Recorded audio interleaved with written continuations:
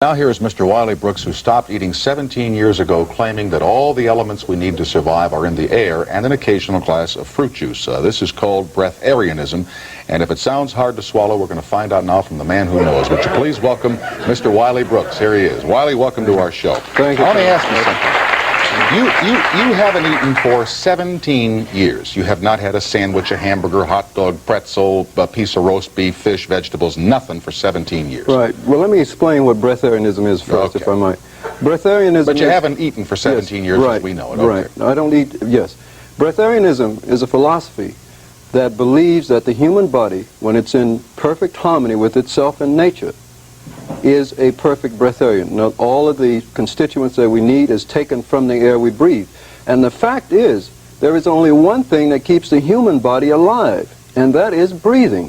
The food that we take is the same as any other thing we take into the body, as it becomes a habit. In other words, eating is an acquired habit, just like drinking alcohol or smoking cigarettes. Well, does that mean that when a baby is born, you don't have to give it anything to eat, no milk or anything? No, that would only work if the mother was a breatharian. Because we don't come into the world as breatharians from mothers that are breatharian, before we even get started, our blood is poisoned. You see, we already start at a disadvantage when we're born. So because of that, a person needs to be an adult, and that's why I don't even lecture people who are young about being a breatharian. First, you must kick the habit of eating. And this is very important. The issue here is not whether I want to die early or whether I will live a long time or not, and that comes up all the time. But the quality of life that I live is the most important thing. And there is no way of having perfect health or perfect happiness without having perfect health.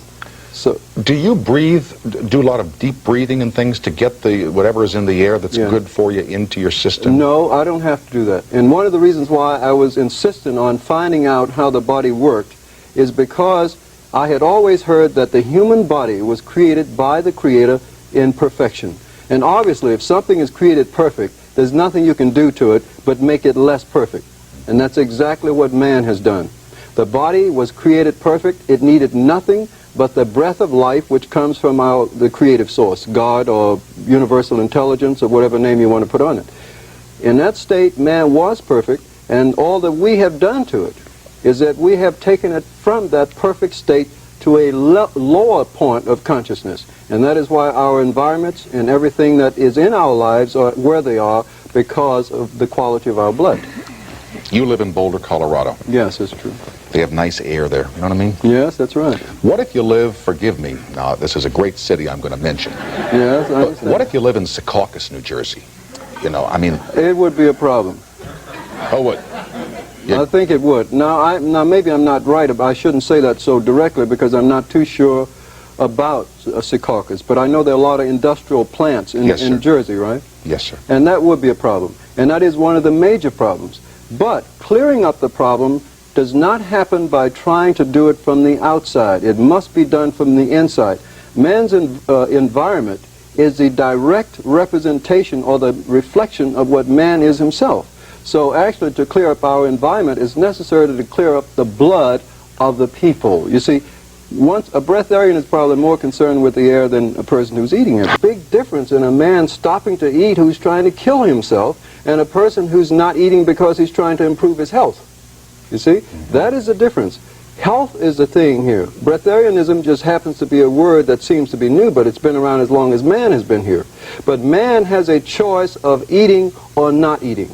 I am not against eating, and one of the things I'd like to point out right away is I don't recommend fasting. Now, I know everybody thinks they should run out and stop eating, and I don't recommend that, because that is not the way to do it. The body has to adjust gradually and retrace itself back to the original state of health, which was breatharianism. That's the way I view it. I figure in 25 or 30 years I'll, make the adjustment to where I... Do you ever... I guess you don't get hungry anymore. No, when you walk on the streets and smell things being cooked, you doesn't mean a thing, and I can tell you why. It's very simple. If we have an automobile, we have a gauge on it that says empty and full. If the automobile is full of gas, is there any need to put any more in it? No. So the meter says full. Same thing with me. Your meter's full. The appetite says one thing. That's right. The appetite says one thing. Your body is lacking energy to keep it balanced properly.